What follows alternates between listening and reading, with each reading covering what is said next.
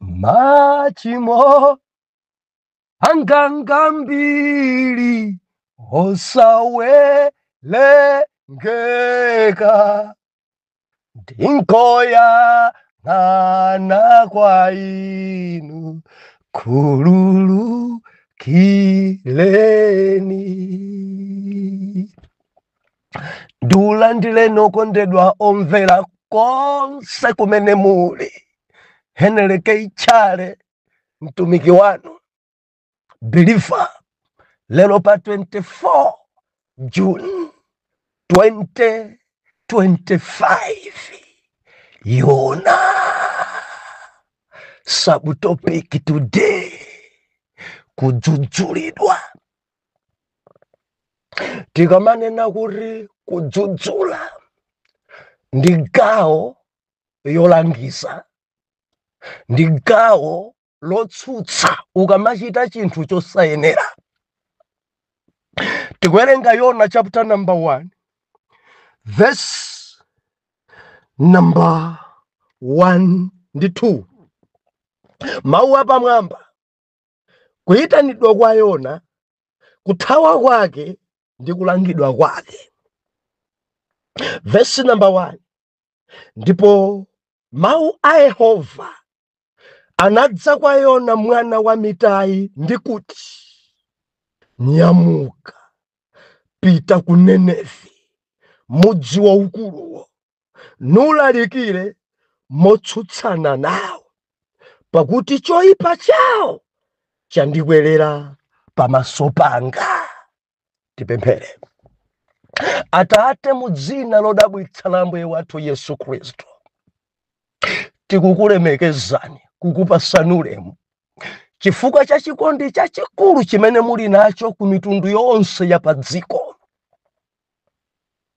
Mulungu, mutilankhulenso lero, mutilimbikitse lero, dzudzulani ndipo tidzamva m'dzina la Yesu. Amen. Omvera, dzulo tinali pano timayala maziko ponena kuti Mulungu amayitana. Kudzikwa kuno anthu amayitanizana, mwana kuyitana mayi ake kuyitanizana, abambo kuyitana akazi awo, zimachitika kudziko kuno. Mdierekezi amayitananso anthu ku ntchito yake. Now, Mulungunso amayitana believer. Awa mukuwaona awa akuyenda ndi dzikowa ndekuti diabu adayitana ku ntchito zimenezo. Amene abayizikawa, awa amene alobodokawa, awa amene atengeka ndi dzikowa ndekuti Satana adayitana kuti antumikire Satana. Awa amene ali woyera mtima amaoneka ngati samatha, amaoneka ngati ofoira, amaoneka ngati samaganiza bwino chifukwa cha good news. Mulungunso adawayitana, amachita za yawe. Amayitana ndi mawu omveka, amayitana kudzera m'masomphenya, amayitana kutsimikizira chimene iwe uli kudzera mwa aneneri ena, amayitana yawe maloto, amakhoza kukuza chimene uli, kukupasa ntchito, amayitana. Dera amene adayitana Yona mwana wa Mitai ndi Mulungu. Tinazona dzulo zimenezi ndeti manena kuti dzina loti Yona limatanthauza nkhunda. Moti wina kumuza kuti Mr. Nkhunda muli bwanji, sangakhumudwe ndi nkhunda. Muli bwanji Ayona nonse, muli bwanji. Ena amayithawathawa dzina chifukwa cha zimene zidachitikazo, komano ili meaning yabwino, ili mtanthauzo labwino. Hallelujah. Amaitana. Jehova amaitana. Mwana Mulungu, ndinako kutsimikizika mtima kuti maziko amene tayala dzulo ndi maziko olimba kwambiri amene tiyendera limodzi mu buku limeneli. Tinamona ife Yona kuti amachokera kuti Yona amene tinamona kuti amachokera mchigawo chakumpoto cha dziko limene la Israeli, kumene kudali aneneri otchuka odziwika kwambiri awiri amene anabadwira komanso kukulira dera limeneli la Galileya. Ndipo tidaona ife zoti kutsimikizika kuti analipo Hoseya ndi Yona amene anabadwira kukulira ka maphunziro a skulu yawo adachitira dera lomwelo. Ngati adalipo enanso kumene kwa aneneri anali obwera, koma ana akomweko Yona ndi Hoseya mwana wa kwitu. Yona ndi Hoseya atumiki amene Yehova adadzutsa mbali imeneyo. Ndeti manena kuti kulalikira kwanu sichopheka. Anthu abwanu nkumatembenuka mtima iwe ukulalikira sichopheka. Kumakhala kuti ndi munthu amene asandulika dzenedzene. Anthu akamakutsata nkumanena kuti uyu ndi munthu wa Mulungu, this is the man of God. Ndiye kuti wasinthika kwathunthu. Mulungu akamakuitana amakupukuta nkukuchosera muchakale chako umakhala muchatsopano chimene chacho anthu amakopeka nacho nayamba kukupanga folo. Tili modzana Mulungu Yona mtumiki wa Jehova amene Jehova adamuitana dera la kwawo lenelene. Anthu adamdziwa onga mneneri, anthu adamdziwa onga munthu wa Mulungu. Ndeti nafunsa ife, kwanu amakudziwani bwanji? Kwanu amanenadi kuti mudzi muno tinadala mudachoka mtumiki kwanu mudziwika bwanji? Ambuye atithandize. Mwansanga kwambiri Biliva lero tikusuzumira, tikuphunzira pa topiki yonena kuti kudzudzulidwa. Biliva, kudzudzula.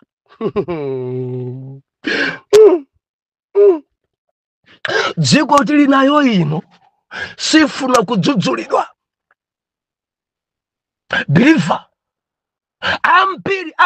ambiri akadzudzulidwa amakwiya.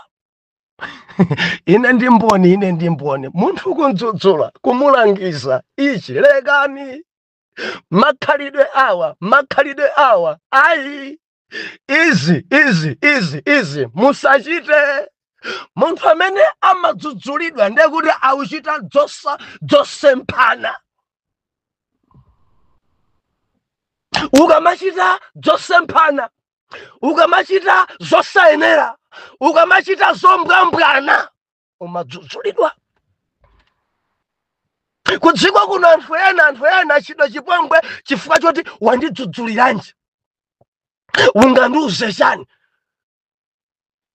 Bhaibuli ikunena kuti Jehova adamuitana Yona mwana wa Mitai. Jehova adamuitana Nkhunda mwana wa Mitai.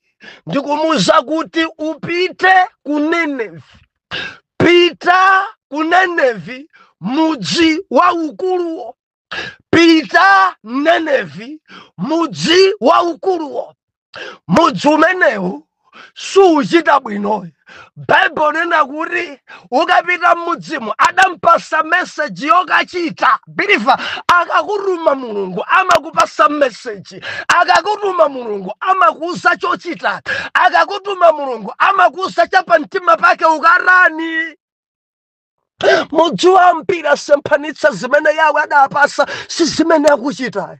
Zimene Yawe adatuma si zimene akuchita. Zimene Mulungu adalangiza si zimenezo. Koma Bhaibuli inena kuti adatumidwa Nkhunda mwana wa Mitai, pita mudzi wa ukuluwo Ninevi.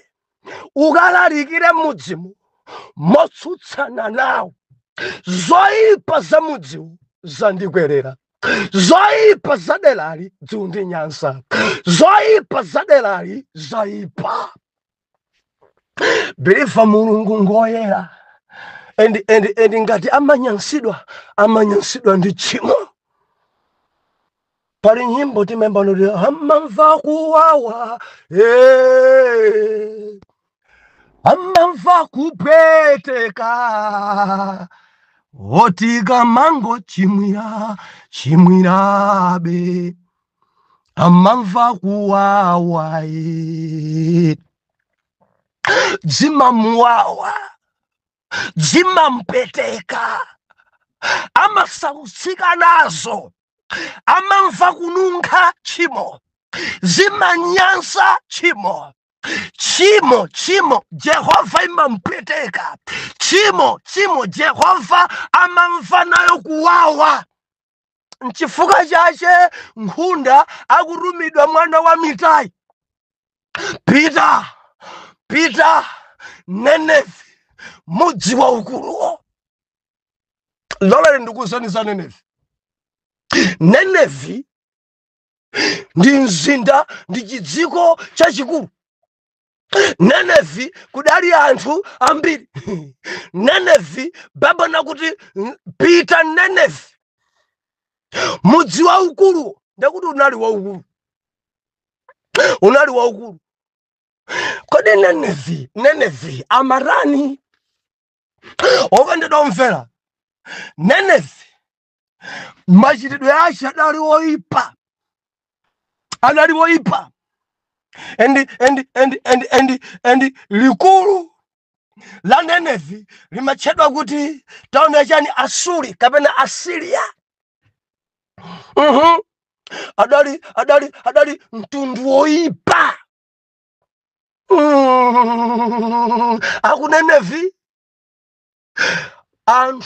anthu oyipa bilifa ndikamana kuti anthu oyipa ndekuti zochitika dzawo zoyipa pali dzingapo apa anthu oyipa anthu ankhanza Nenevi dzidali dzanthu dza nkhanza kuzunza dzanthu dza ku Nenevi number 1 dzanthu zoyipa ndeti kamare munthu oyipa paiye chabwino palibe kaya kupha ankangophana kaya vigololo ankangogonana kandi kubelana kumangoberana Nenevi inasokonekera zochitika dza Nenevi zidafika pa nyama and Jehova mpaka nakumva upweteka nazo Nenevi dzanthu dza nkhanza kuchitirana zoyipa nkhanza Nenevi amakhalidwe oyipa tikamana za khalidwe biliva pali makhalidwe abwino ndi pali makhalidwe oyipa kandi kutukwana kumangotukwana kaya kandi kumangolalata ndikulalata makhalidwe oyipa kaya ndi ndewu dzibagera kumangomenyana makhalidwe oyipa kaya ndi kukhwima za usatanizimu zinali zodzadza ku Nenevi machitidwe oyipa makhalidwe oyipa panalibe chabwino pa Nenevi zochitika dzawo zokha za uchimo zonyansa Nenevi anafika pa wesi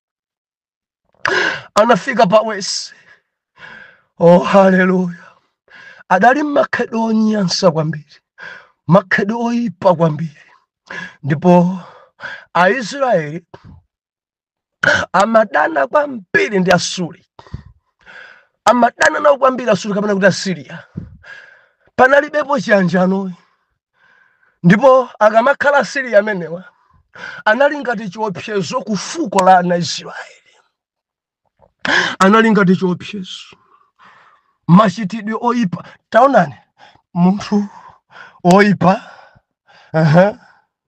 wankhanza wamakhalidwe oyipa mukuganiza bwanji ane bakewo munthu amene mungamkonde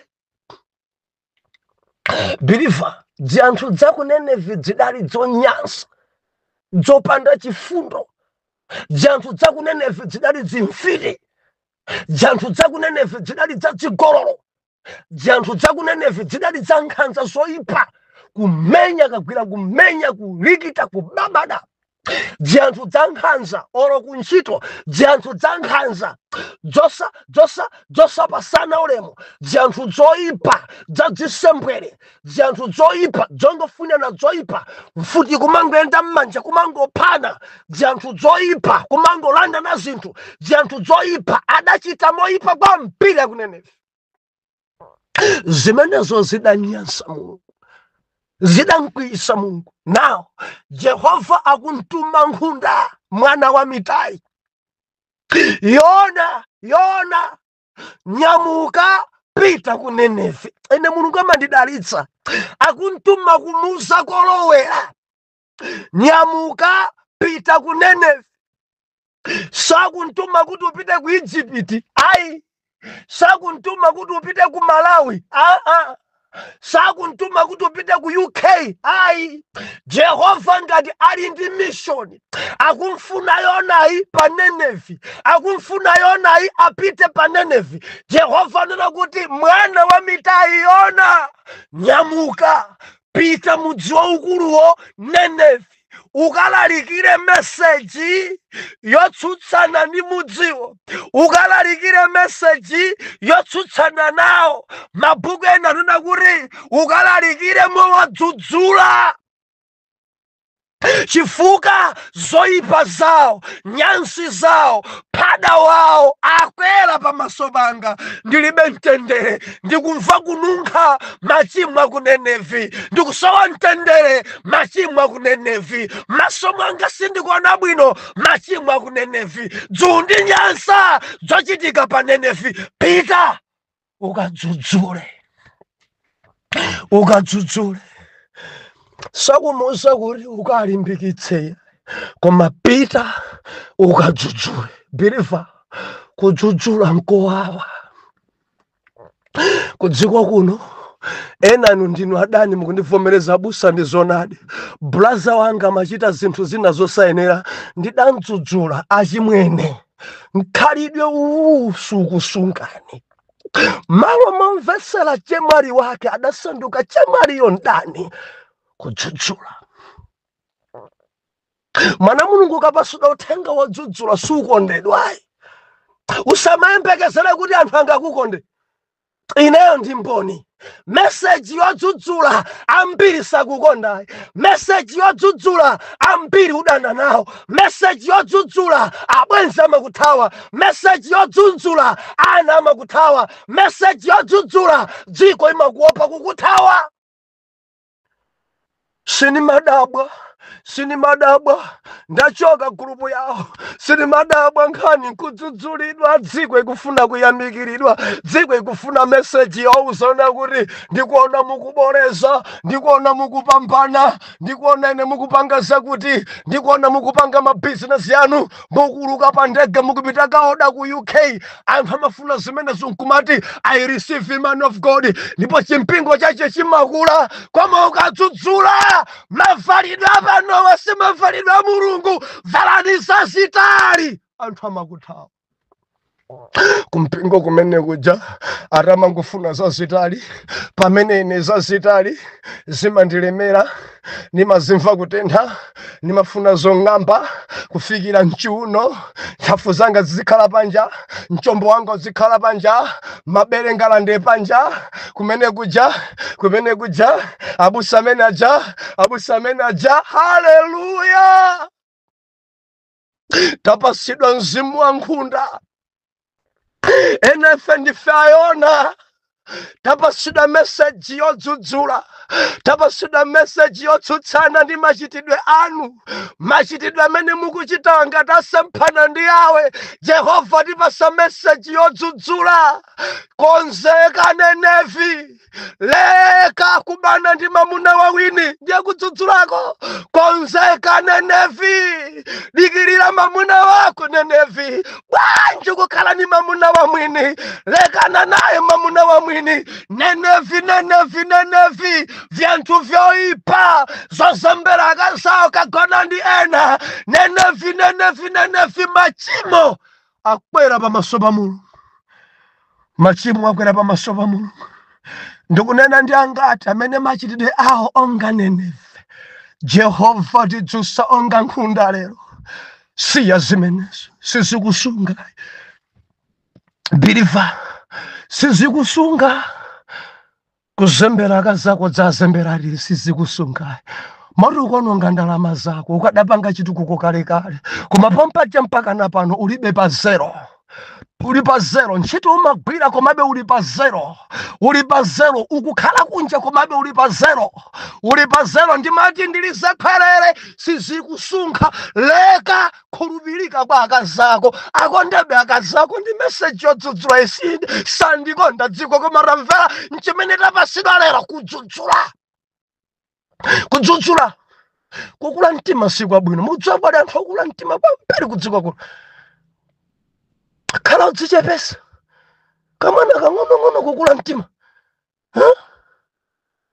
Dziko ndidabwisa nzimayi zona nzimayi. Kukula mtima chonchi kuipa mtima chonchi nzimayi. Nkhanza chonchi nkhanza chonchi. Paka nakupha nzimayi. Sungaleke makhedo oipa. Tamvera. Dzawera dzimachimo zako pamaso pa Mulungu. Mene ukuchitira nkhanza anthu ena ndinene ndinu mabwana. Dzawera zochimwa zanu pamaso pa Mulungu. Mene mukuzunzira antchito pa kampanipo.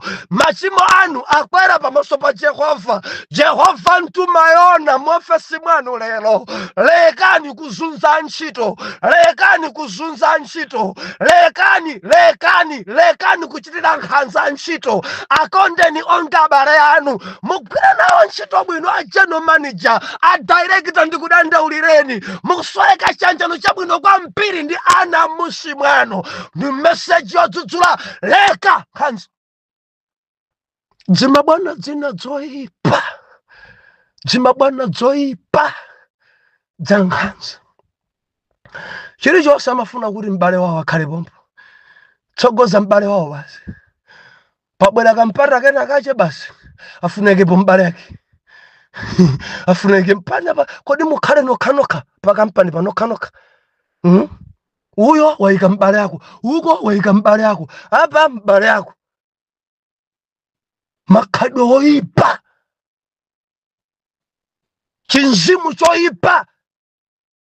Out. Mama bwana. Mudzale kaliti nkhanza zimenezi. Anthu kwagwirisa ntchito ngati akapolo. Kuzunza anthu. Mukudziwa musadakhale bwana padali bwana kale pamenepo. Kutekwa anthu akumakumbukira bwana amene adachokaja. Bora nakadapanda kufa bwana adamwaliraja. Bora nakadapanda kuchoka bwana adamwaliraja. Bora na bishop amene adachoka koma amene abwerayi kuzunza, amene abwerayi nkhanza, amene abwerayi kukondera abale ache, amene abwerayi kudzikundikira chuma, amene abwerayi mawekishopu onse angophangira anthu oipa, bwana wa nkhanza ndimati ndilizakhalere machimo anu akwera pamaso pa Yehova. Dzakwera pamaso pa Yehova. Aurumidwa nkhunda mwana wa Mitai. Pita ku Nenevi ukalalikire modzudzula mudziwo. Biliva modzudzula mudziwo. Lekani mwano ndi uchimo modzudzula mudziwo. Chigololo ndi chimo modzudzula mudziwo. Umasakasaka chani mkazi uli naye kale maso modzudzula mudziwo. Bwanji mukuzunza anthu. Bwanji mukupemphera ndi zitumwa zikunyansa Jehova. Dzimachimo dzanu dzakwera zikumadabwisa anthu opemphera ali ndi njoka m'manyumba. Machimo akwera pamaso pa Yehova. Mwana wa Mitai atumidwa kadzudzule. Ndikunena ndi angati muli ndi mankhwala achikuda m'nyumba mwanu. Mumayusa mankhwala achikuda m'nyumba mwanu. Muli ndi njoka m'nyumba mwanu. Muli ndi ndondocha m'nyumba mwanu. Mumakhulupirira sing'anga m'nyumba mwanu. Bible nakuti dzimachimo dzanu dzakwera pamaso pa Jehova. Machimo anu akwera pamaso pa Jehova. Mbona kumva kununkha akutumidwa Yona mwana wa Mitai kadzudzule. kadzudzule. Mukuchitanji zimene zikununkha pamaso pa Mulungu? Ndi nkhanza zanji zimene mukuchita ku mpingo? Ndinu cheya lede, koma nkhanza zanuzi kandi ni kwa master, kandi ni ndani, kandi ni mkulu wa mpingo, muli makhalidwe oyipa kwambiri. Dzakweratu pamaso pa Mulungu zimene mukuchita, dzafika pamaso pa Yawe and Jehova dzamunyansa.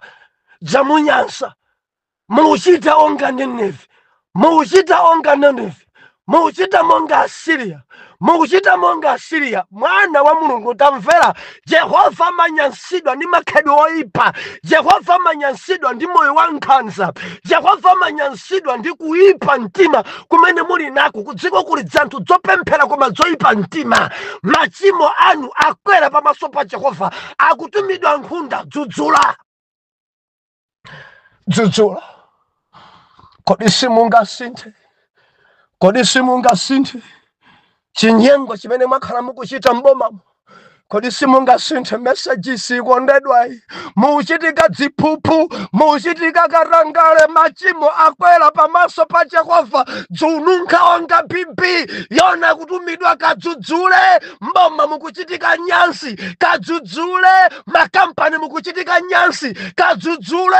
Mipingo mukuchitika nyansi, kadzudzule. Kuchipani kukuchitika nyansi. Bible nena kuti nena motsutsana ndi zochitika za mchipani, nena motsutsana ndi zochitika za mdziko za mboma, nena motsutsana zochitika za matchalichi, Jehova dzamunyansa. Lekani kuchita zoyipa, lekani kukhala anthu ankhanza, lekani kukhala anthu oyipa mtima khulupirira mankhwala. Jehova dzanyansa.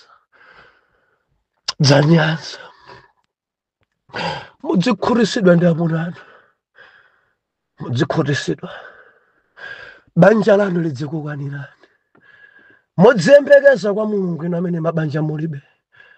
Jehova dzanyansa. Mugonana ndi amuna ngati mukuti ningobereka mwana, muchita zimene zimpaka naliti. Jehova dzanyansa. Jehova dzamuyipira. Akuntuma mtumiki, pita ukanene motsutsana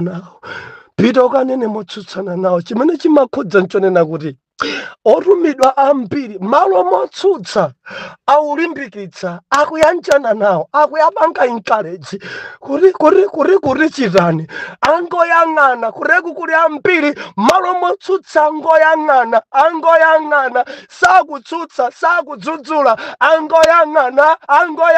Anthu akuchita mmene angachitire, angoyang'ana. Mitale kuchitika mchalichi, angoyang'ana. Mabanja kugwadera, asakirele kugonana ndi mayi wawina, angoyang'ana. Kopanda discipline, angoyang'ana. Malo motsutsa, kutsutsa sizikuchitika, angoyang'ana. Ndimati ndinene kwa Yona, ndi mulandu kumbukira message imene Jehova akupatsa. Ndimati ndinene kwa nkhunda nzanga, kumbukira chimene Jehova atipatsa chotsutsa Nineve. Chifukwa machitidwe aphadawa Jehova kumunyansa. Ndangati amene ndikulankhula nawo awu ndivomereza abusa, ine ndine mmodzi mwa Nineve. Mtima wanga ngoyipa ngati Nineve, moyo wanga wankhanza ngati Nineve, sinimakhutitsidwa ndi banja langa ngati Nineve, zochitika zanga zomvetsa chisoni ngati Nineve. Machimo amene ndikuchita anunkha pamaso pa Mulungu ngati ndinuyo simunachedwe. Ndi tsiku lanu lobwerera m'manja mwa Ambuye. Mvetserani chidzudzulochi. Malo mopsa mtima, ena akadzudzulidwa kukwiya, ena mpaka nati boloka manambala wakwiya. Dadzudzula no, ndiwe mwana sukudziwa kanthu ya. Adakwiya tapasida message yodzudzula, osati yowayanjanitsa, yowapanga encourage, koma kudzudzula. Okula mtima siyo kukula mtima. Tikhale ana odzichepesa, Tikhale ana omvera, tikhale ana achangu, tikhale ana amachawi, tikhale ana ojijilika, koma dzina dzidakwiya, dzina dzidakhumudwa pakudzudzulidwa. Tamvera ngati sumpepesa Jehova, ngati sulapa onga ku Nenevi, ngati sugonja. Tamvera zikumvesa chisoni chifukwa matsirizidwe ako akhala oyipa kwambiri koposa chiyambi chako. Ndili mchenjezweni, ndapasidwa meseji yodzudzula, yodzudzula. Kodi simungasinthe, kodi simungasinthe. Jehova dzikunyansa chemwa sinthani, Jehova dzikunyansa ababa sinthani, Jehova dzikunyansa mtumiki nzanga tasintha, Jehova dzikunyansa general manager director tasinthani, Jehova dzikunyansa mboma kuzipani tasinthani, zikunyansa Jehova gwira ntchito ma department ose chitani monga na Mulungu. Zoyipa za dziko zakwera pamaso pa Mulungu dzikunyansa. Kodi sitingasinthe believer, kodi sitingagonje, sitingagonje, titadzudzulidwa sitingasiye, kodi sitingathokoze kuti zikomo mwandidzudzula ndisintha. Bwanji mundilondole mmawa. Atate mudzina la Yesu, mwana wanu uyu ndi mmodzi amene machidwe ache onga ku Nenevi, munthu woyipa okula mtima oderera, munthu wankhanzo ochita zoyipa, wina ndi amakhulupirira mankhwala, amapembedzanso zosanira kupembedzali ndi zirumwa. Pamene akupepesa pamaso panu, Jehova mkhululukireni endi muyambe naye chaputala chatsopano m'dzina la Yesu Khristu oyera mtima. Tiyankhe kuti amen and amen.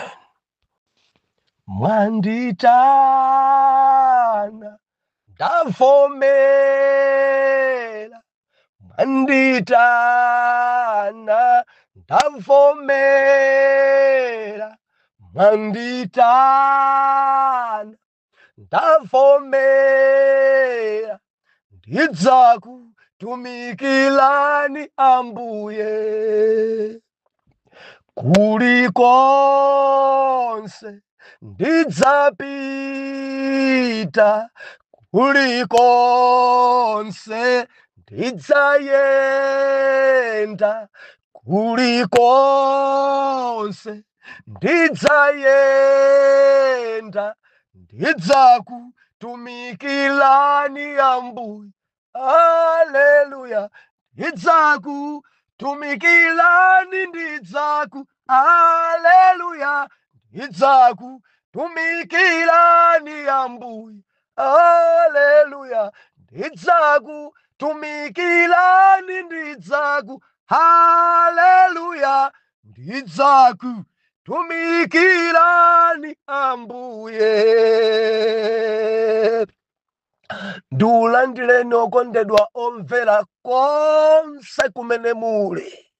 Heneleke ichale mtumiki wanu believer lelo pa 23 June 2025. Yona mwana Mulungu, tikusanthula, tikufukula buku lija la Yona. Tufuna tudziwe moyo wa Yona, zamphamvu zake nanga zofoka zake nziti. Believer, lero mundilole ndiyale maziko, ndipo yala maziko ndili nsabu topiki Mulungu amayitana. Mwana Mulungu, kudziko kuno anthu amayitanizana. kudziko kuno anthu amatumana. Loleni kuti ndiwerenge mawu otsogolera okhawo lero. Yona chapter 1 mawu apamwamba akunena kuti kuyitanidwa kwa Yona, kuthawa kwake ndi kulangidwa kwake. Atate, m'dzina lodabwitsa la Ambuye wathu Yesu Khristu, ulemelero, maramando, mayamiko zipite kwa inu.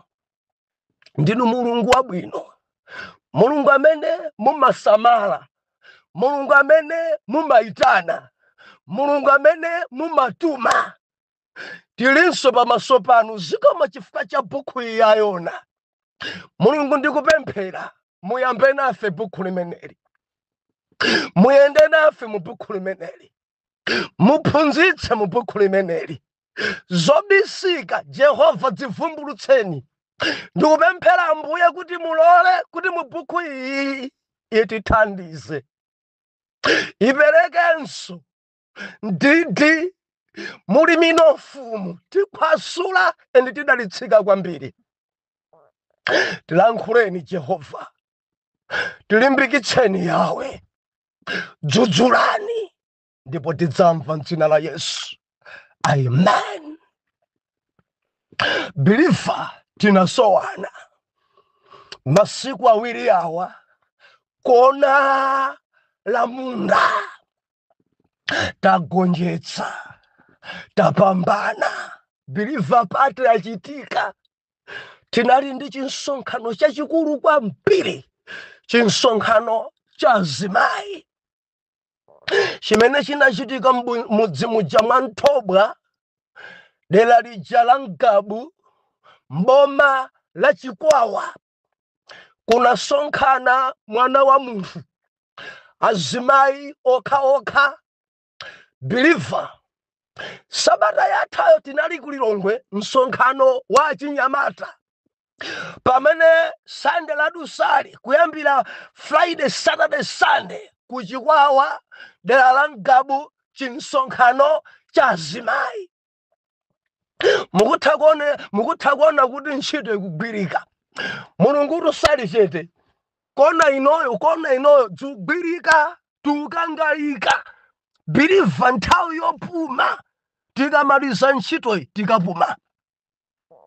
Mana Mulungu tikamaliza tikapuma tikamaliza. Mulungu atisenzesa katundu ochuluka oti tigawe ku dziko lino.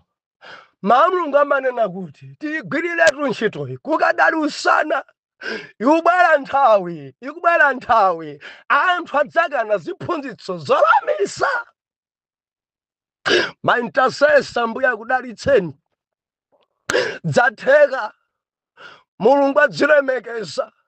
Nkhope ya Yawe idali nafe mu msonkhano umenewu. Ndaona ena azimayi akumasulidwa. Ndaona ena azimayi akulimbikitsidwa. Ziphunzitso zokha zokhudza mzimayi. Mzimayi amene adabwera pa msonkhano umenewu endi sadachoke chimodzimodzi. Dzatheka chifukwa cha ana Mulungu mudali pa mawondo kupembedzera kumkweza Jehova kuti Mulungu akhale Mulungu mu msonkhano umenewu. Azimayi adala Chikwawa adalitsika, osati ku Chikwawa kokha. Naona azimayi akuchokera ku Blantyre, ku Machinjiri. Banja la abambo ndi mayi Kapesa, a bishop. Abaskolo akazawo. Ndi ana awo kunabwera anthu okwanira 6 ena ochokera ku Njalo. Chimene chitwa na Mulungu nchozizwa nchodabwitsa. Tinalemekeza Mulungu limodzi, nkugawana mkate limodzi, nkudalitsika limodzi. Paja mawu a Yawe amati chitsulo chimanola chitsulo. Tadalitsika nda Bishop Kapesa. Ambuye akudalitseni kwambiri. Hallelujah. Mwana Mulungu, mzimayi osamamuyang'anira pansi. Ine ndidzidzimusa azimayi mu msonkhano umenewu. Andidzidzimusa. Kumaona mzimayi amene Mulungu akumugwirisira ntchito. Mzimayi akuphunzitsa mawu a Mulungu. Ati kwathu kuno abusa mzimayi ali chete ndikonko. Ndikonko. Koma kuno Mzimu Woyera kumugwirisa ntchito mzimayi. Ine ndaona ndi maso anga. Ndimafuna ndilize pherere. Muloleni Mzimu Woyera agwirise ntchito achinyamata. Muloleni Mzimu Woyera aende agwire ntchito mwa azimayi. Koma mukangokhazikika kwa maprotocol zimene zidzononga izi. Azimayi nonse muli bwanji? Mzimayi si munthu wamba. Mzimayi si munthu wamba. Musamamtenge ngati otsalira. Musamamtenge ngati osafunikira. mundimva mwana mulungu lolani Jehova achite ndi azimayi koma mukakhalani chete zimenezi zichedwesa ntchito mulungu pamalo tapasani mpata alalikire aphunzitse mawu a mulungu alalikire mawu a mulungu ku dziko chimene mzimu apasa andi nditsimikize pano mukangompasa mpata mzimayi kuti tachita chimene mulungu akupasa mudzi wanu mpingo wanu sudzakhala chimodzimodzi. Nthawi ina ndidzabweresa topic pano kufunikira kwa mzimayi. Kufunikira kwa mzimayi. Mzimayi akangokumana ndi Yesu akangotembenuka mtima nayamba kulalikira mudzi umasintha. Believers anditsutse pitani ku Samaria tsiku lina Yesu adalalikira huli mzimayi oyenda olekaleka mabanja ku chitsime atangotembenuka mtima adasiya mtsuko kuthamanga kauza mudziwa kwawo tiyeni ndakumana ndi Yesu, tiyeni ndakumana ndi Yesu. Mukawerenga bwino Bible yanu akuti mudzi wonse udakhamukira ku chitsime nakhala kumeneko masiku kumeneko naphunzitsidwa ndi Yesu chifukwa choti mzimayi adalalikira. Mzimayi Ambuye akudalitseni azimayi nonse maintercessor nonse ndiyamika Ambuye kuti mzimu ena akulankhula ndi zipembedzo zochuluka zimene mwina akale mzimayi amkangontaya koma ndikuyamika Ambuye kwambiri chifukwa mzimu ena ndipo chikwanira dziko lonse kuti mzimayi ndikuyamba zoti mzimayi apasidwa mpata. Kwanuko ngati mukumpondapondabe mukuluzako pya tampasani mpata mzimayi wodzozedwa kuti chimene Mulungu ampasa agawe. Talimbikitsika kwambiri udali msonkhano wapamwamba, msonkhano udabwitsa. Taonani ku status kumuoneko muona kuti kunayaka moto kuti mabanja mwali gwedegwede ndi mzimayi usadziwa udindo wake mbanja.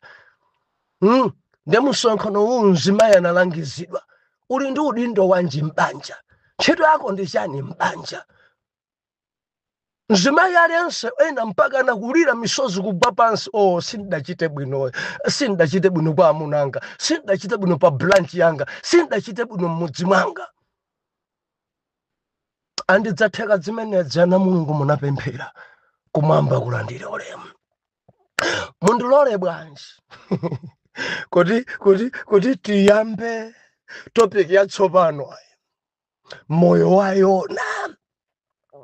Believer pa nthawi pafupifupi miyezi 7 takhala tikukambirana topic ija ya movie wa chiponyeponye. Ndili nako kutsimikizika mtima kuti tadalitsika and topic manager yatichosa pa level ina nkutika pa level ina.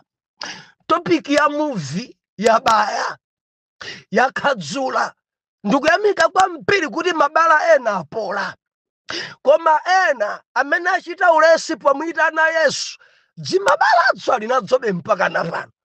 Moti ena dangoti nyanyalira, ena sakuti pasasomoni, ena damanga left magulupu chifukwa chokuti muvu mabaya nde lero ubaye mawa ubaye nde pamangopeseka thupi lonse dzilonda nde nkumati chifukwa chani akumangolalikira dzokha nde damanga chisankho choti thawa.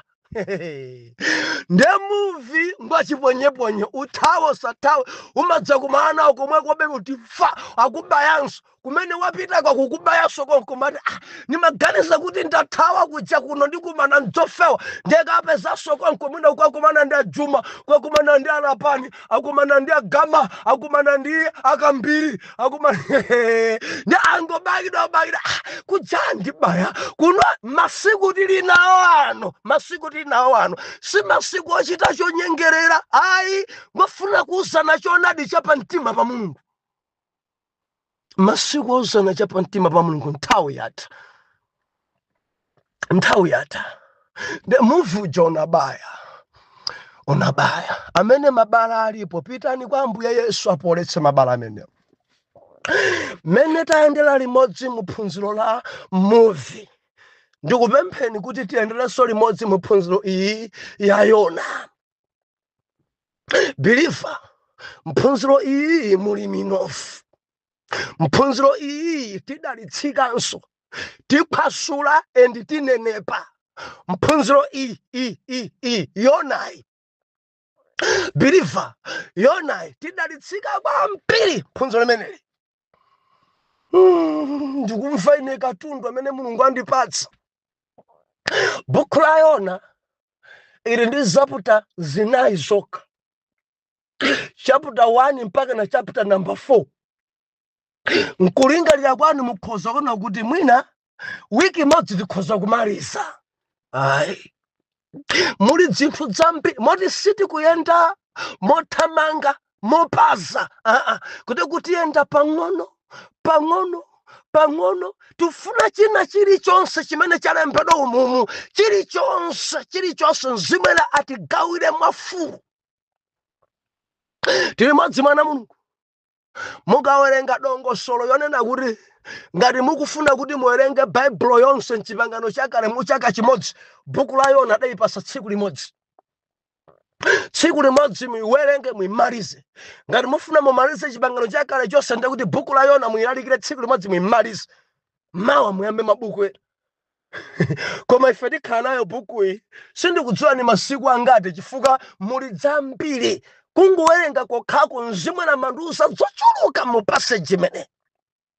Mwana Mulungu, muli zinthu zonuna umu, muli zinthu zotsekemera umu, muli zinthu zabwino. Haleluya. Ndiyambe nkufunsa kuti Yona ndani? Lelolo ndilalikira komanso kuphunzitsa. Yona ndani? Oh, haleluya. Believer, tikamanena kuti Yona ni mtumiki wa Mulungu, mwana wa Amitai. Mtumiki Yona anabadwira ndi kukulira m'chigawo chakumpoto kwa Israeli. Ndipo kumpoto kumeneku kwa Israeli, ngati kudali aneneri obadwira ndi kukulira komweko, amatipatsa aneneri awa awiri. Tili modzi mwana Mulungu, awiri, Yona ndi Hosea. Awiri awa anabadwira ndi kukulira dera limeneli. Sindikutanthauza kuti kunalibe kwa aneneri ena, koma enawo anali obwera. Koma Yona ndi Hosea anabadwa ndi kukulira dera limeneli kumpoto kwa Israeli. Eni chigawo chimenechi kumene kudali mafuko ochuluka. Musaiwale kuti tili ndi Israeli komanso tili ndi Yuda. Ndi mbali imeneyi wobadwira komweko ndi kukulira komweko ndi Yona. Believer, si chinthu chophweka kulalikira kwanu. N'chifukwa chachi Ambuye Yesu anena kuti mneneri wa Yehova kwawo salemekezedwa koma kwa eni. Koma mtumiki Yona ameneyi adabadwira konko, kulalikira konko, kuphunzitsa konko, anthu nkumanena ndithu mwana wa Amitai, Mulungu amuyitana. Kutako alipo anthu ena amene akutumikira kwawo satumiki. Apa papweteka apa. Mudziwa alipo anthu ena kwawo ali ndi akazi achiwiri. Kwina konde amene matatumiki koma kwawo ayi. Koma mtumiki Yona adabadwira konko, adayitaniridwa konko, kuyamba kuphunzitsa konko, anthu kundziwa mtumiki konko. Ena kamati abusa Yona, aneneri ena Yona kutali pawonso mavomereza kuti yes, adabadwa konkuno, adali mwana wa konkuno, adasinthadi, adatembenukadi mtima. Mudzi mwawo nkumantchula kuti mneneri, ndiye kuti padali kusintha kwakukulu kwa mpiri kwa Yona. Haleluya. Ndili ndi funso, kodi inuyo kwanu amavomerezadi kuti ndini woyitanidwa kwanu mumatchudwabe kuti mneneri kwanu kapena sing'anga.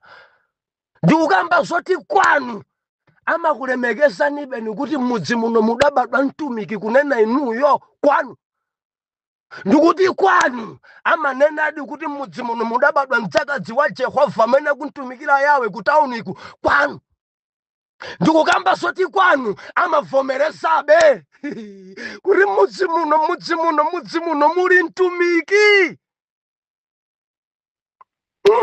Ambuye atithandize. Bilifa poyala maziko lero tikukamba za kuyitana kwa Mulungu. Kuyitana kwa Mulungu. Mulungu amayitana. Ende akakuyitana makhanawe pacholinga pali mission yapadera imene Jehova amakupasa kakuyitana. Haleluya. Buku la Yona idalembedwa mzaka izi 760 BC. Olemba Yona mwini. Munthu wakulu umene Yona amafuna kudziwisa unaona kuti kukula kwa chifundo cha Mulungu chopulumutsa anthu. Gawo lalikulu ndi imene.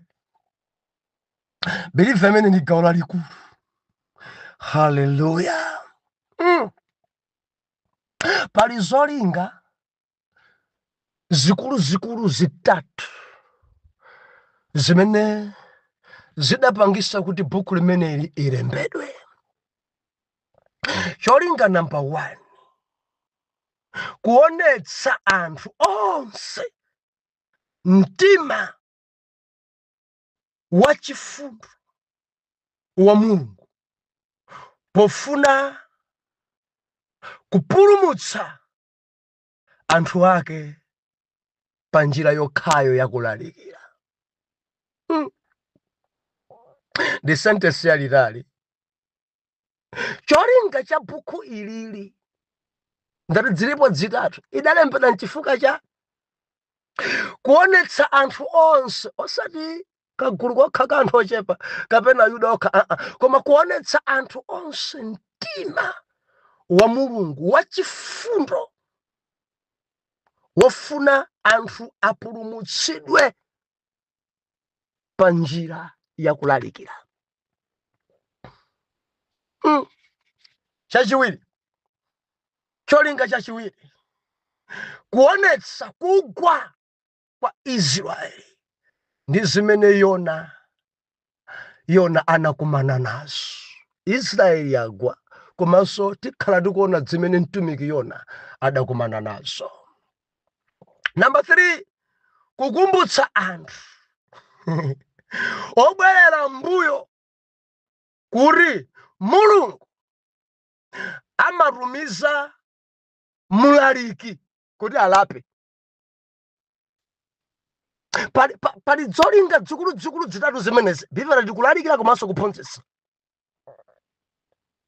Chomalizirachi aunena kuti cholinga cholembedwera buku limeneli nkuwakumbutsa anthu onse obwerera mbuyo, kaya anthu amene agwa ankapemphera koma achita nyansi, kuti Jehova amatumiza mulaliki kuti alalikire potsutsa tchimolo ndi cholinga chakuti ubwererenso onga kale. Ukamachita uchimo, mtumiki akamadzuka nkulalikira zokhudzana ndi uchimo wako usamakhumudwe. Dziwa kuti ndi Jehova amene antuma chifukwa chakubwerera kwako mbuyo ndi cholinga chakuti moyo wako wauzimu ubwerere onga kale. Chifukwa pali anthu ena akadzudzidwa uchimo pomwepo makani. Mpeplo monse mumulibemo mavesi nthawi zonse nena za mita nthawi zonse mungene sachikolo nthawi zonse palibe mavesi tamvera amakhala Yawe warumiza mulaliki ndi cholinga chakuti moyo wako ukonzedwenso. Bilifa ni njira yokha yakulalikira imene imamubweza munthu kunjira zosochera. ndi njira yokha ya mawu a Mulungu mlaliki aime alalikire kuti wina amve kutsutsika pa ntchito zimene akuchita. Ngati palibe olalikira dziko lidzakhalabe mu uchimo. Ngati palibe olalikira anthu adzapitirizabe kukhala mitala. Ngati palibe olalikira anthu adzapitirizabe kukhala zimfiri.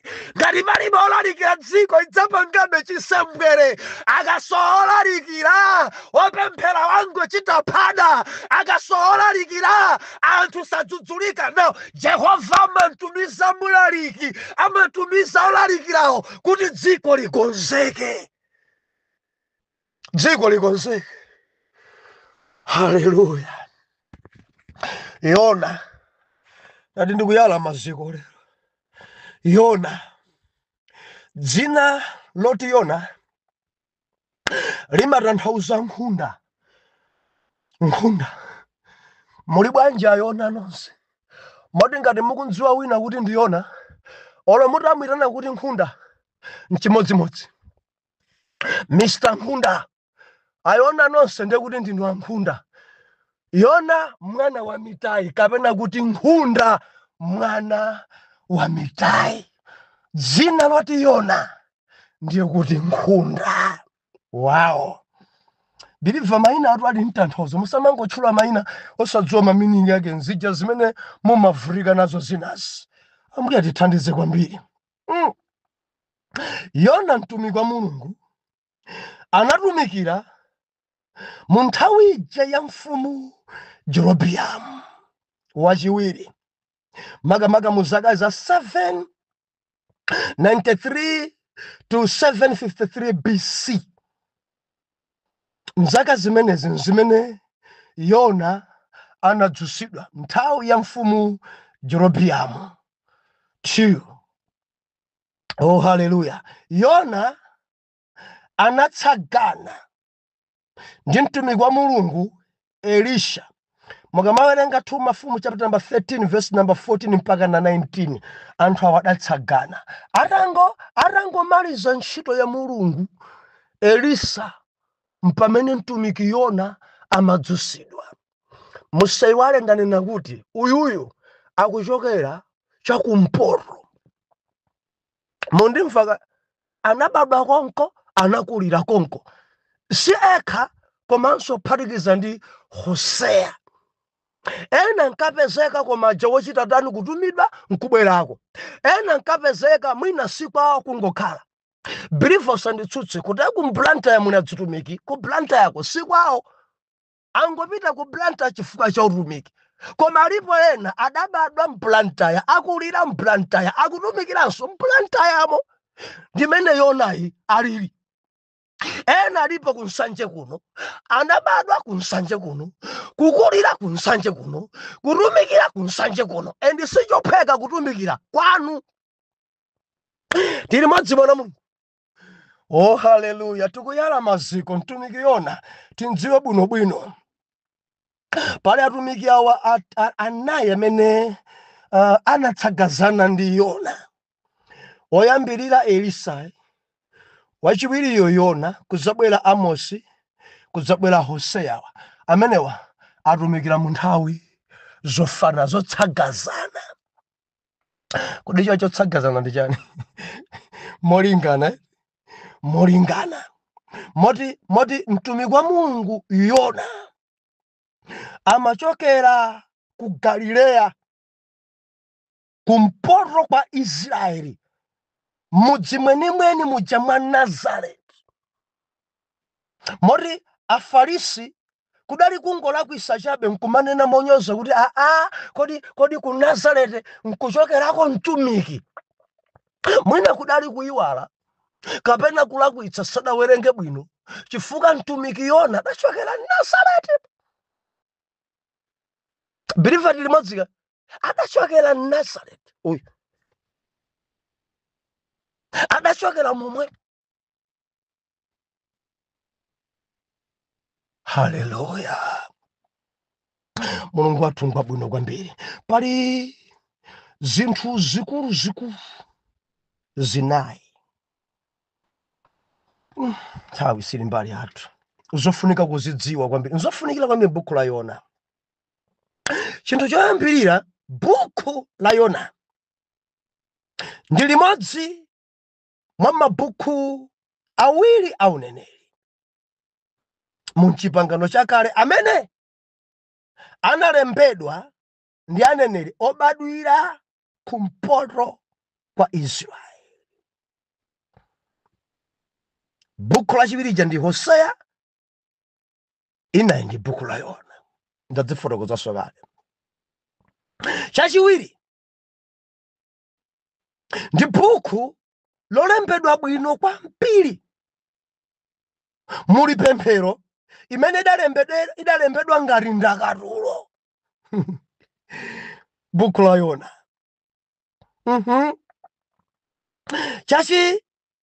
Chachitatu ndilodzala ndi zozizwa kapena kuti zodabwitsa. Eti mphepo imene inkaombera, eti kuntenga munthu kumponya mnyanja, atamponya nyanjamo chinsomba mpakana kumeza munthu kukhala mimba mwa chinsomba. Mukutha kuona chozizwa chimenechi. Ndikuyenda naye mpakana kamulavula kumene ankathawako. Njodzala ndi zozizwa buku limene. Ndi tidalitsika kwambiri, tilimbikitsika kwambiri mu buku limeneli. Muli uthenga wabwino, uthenga wa chisomo, kuti chisomo chimenechi si cha mtundu wokha wa Ayuda iya, ngakhalenso mitundu. M'buku la Yona Mulungu akudzionesa poyera kuti amakonda tonse. Akuntuma kuti pita ku Nineve, mudzi umene kalalikire. Akadati Mulungu ndi Ayuda eka, akadati Mulungu amangokonda Israeli eka, ndekuti mkulu uyuyu sakadatumidwa. Endi zinthu zinayi zimene tidziona pamene tikupitiriza. Alibe tsankho yawe, amakonda mitundu yawe, amakonda atumbuka, amakondanso asena, amakonda akhoza, amakondanso Ayuda, amakondanso Angerezi, amakondanso alomwe, amakondanso amang'anja. Jehova timpembedza, amakonda tonse. Angoni mulibwa yawe amatikonda tonse achewa. Timatsimikizira zimenezi mu buku limeneli la Yona. Omvera, tikukamba zoti Mulungu amaitana. Mulungu amaitana. Kumuyitana munthu ndi kumpasa chochita.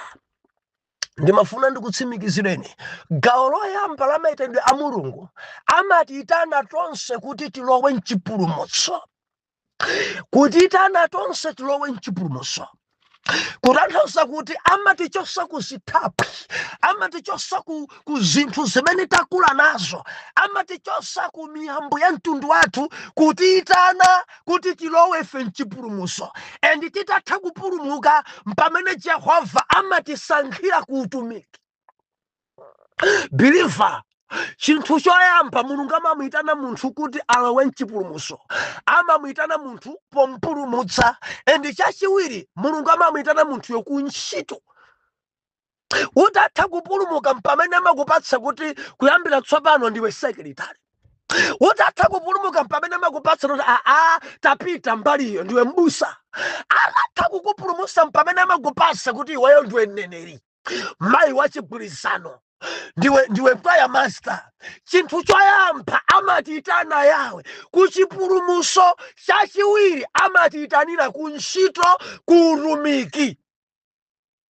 Ndipo zimakhala zomvetsa chisoni kwambiri usadayitanidwe ku chipulumutso mpaka nokuthamangira kutumiki zizi zimene anthu akugwa m'milomozi. Musamadabwe ena kamakhala kutumikira koma maso ali mwamwa chifukwa chakuti adangofikira ku ntchito, sadayitanidwe ku chipulumutso. Endi ku chipulumutso miyoyo yawo sadapulumutsidwe n'chifukwa chache amatumikira koma ngachimasomaso. Amatumikira inde koma ndi afiribe, amatumikira inde koma ndi athakati. amatumikira inde ndithu ndi mayi wachigwirizano koma amakhulupirirabe mankhwala. Nkhani nchonena kuti adangolowa ku chechi ndi just church member, sadapulumutsidwe, angothamangira kuti akhale nawo ku ntchito. Choyamba upulumutsidwe, utatha kupulumutsidwa mpamene Yawe amakupasa ntchito. Kutaya kuyenda wa ntchito zazipasa okha. Believer tamvera, ena azipasa okha. Ndibwereze, ena sadaitanidwe. Ena Mulungu sadaitane endi ndi mulandu ndithu mukayanga. Mudamvadi liwu la Mulungu. Mudamvadi kuyitana kwa Mulungu. Mudamvadi Yawe akuyitana. Ndamvapo ine nthawi ina. Mwana wathu anakuti atati mwandiyitana. Sindakuyitane mwina sudamvese bwino. Nimamva ngati mukundiyitana. Hayi sindakuyitane. Olo mayi busa. Anabwera kwa pesa. Mwandiyitana ma. Ndakuyitana nthawi yanji. Kuti kwa mpira adazunguzika. Funso yanga mudamvadi kuti Mulungu adakuyitanani. Ndinu ndikondi lero. Ndinu mkulu wa mpingo. Ndimayitanidwedi anu amene Yehova adakuyitanani poyamba kukupulumutsani endi kachiwiri nkukuyitani nani ku dikondi. Mudamvadi kuti mayimbidwewa ndimayitanidwe anu.